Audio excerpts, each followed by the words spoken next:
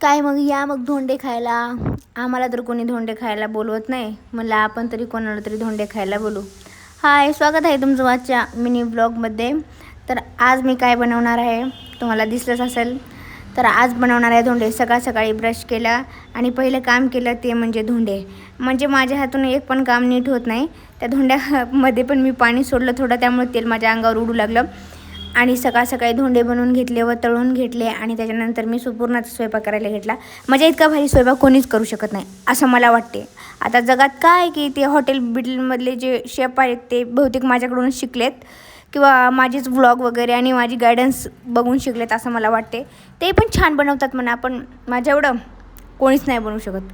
असो, मस्तपैकी इकडे कढी बनवली. कढी मारा उडी, या मग कढी खायला. आणि मस्तपैकी कढी वगैरे बनवला आणि पुरणपोळ्या करायला घेतले. आमच्याकडे आज कोणीतरी स्पेशल जेवण करायला येणार होतं, म्हणून मस्त पुरणपोळ्याचा बेत होता. आणि मग कोण स्पेशल आहे ते मी तुम्हाला नेक्स्ट व्लॉगमध्ये सांगेन की आमच्याकडे कोण येणार आहे ते.